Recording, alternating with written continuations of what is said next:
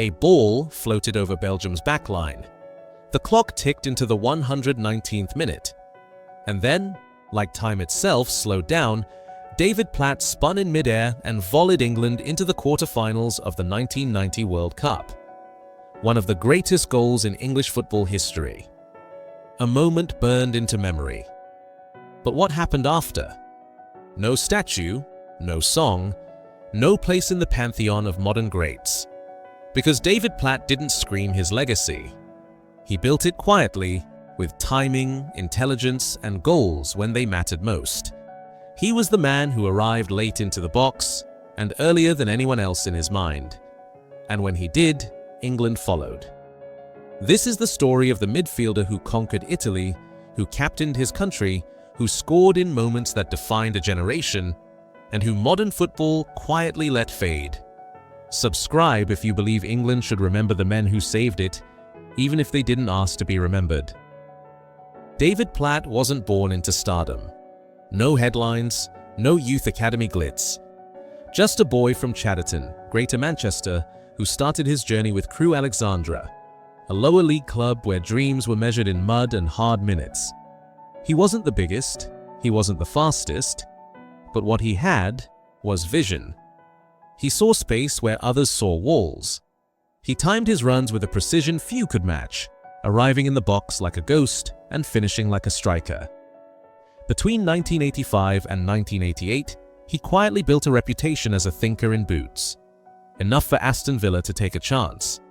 And when he arrived at Villa Park, he didn't just adapt, he exploded. By 1990, he was scoring 24 goals a season from midfield. He wasn't just part of the game, he was dictating it. Named PFA Player of the Year, Platt went from lower league obscurity to England's brightest midfield light, not by shouting, but by arriving exactly when it mattered. In the early 1990s, English players didn't go to Italy. Serie A was tactical, technical, unforgiving. Foreign stars struggled. Many returned home. But David Platt wasn't most players. In 1991, fresh off his World Cup heroics, he signed for Bari, a modest club in one of Europe's most difficult leagues. And he didn't just survive it. He adapted, learned, evolved. His football brain thrived in the chess match of Italian football. He read the game like a veteran, scored goals, created space. And after one season, Juventus came calling. At Juve, he joined giants. And still, he made his mark, helping them win the UEFA Cup in 1993, proving an Englishman could play with the best. Then came Sampdoria, where he became a fan favorite, a leader, a scorer. Between Bari, Juve, and Sampdoria, Platt did what few Englishmen have done even today. He conquered Italy. Not by overpowering defenders, but by outthinking them.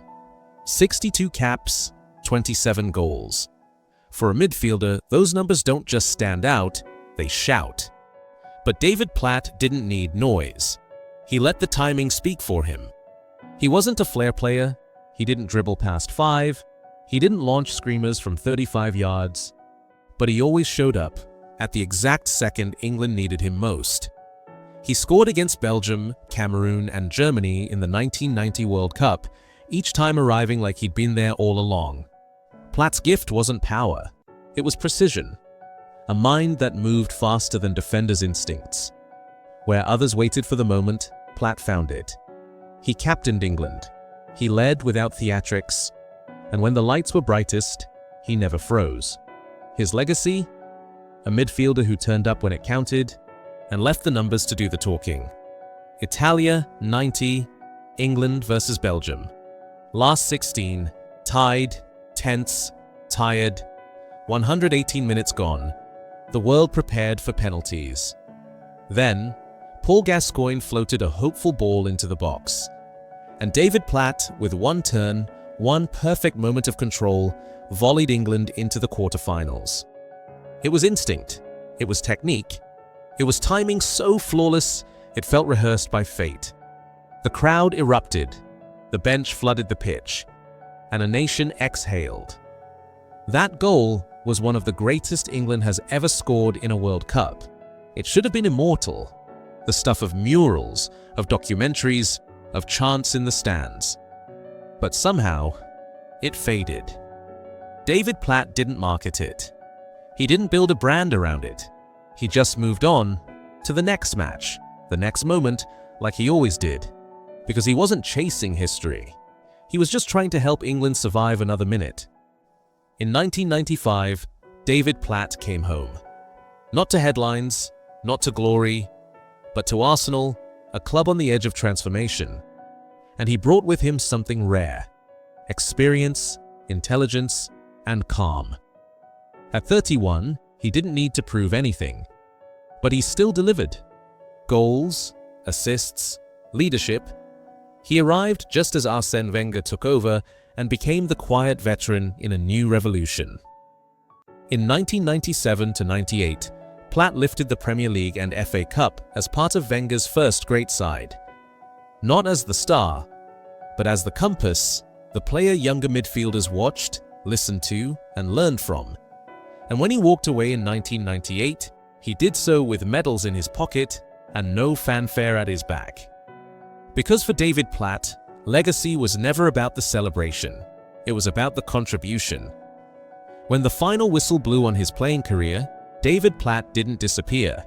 He just shifted roles. From midfield general, to coach, to thinker, to mentor.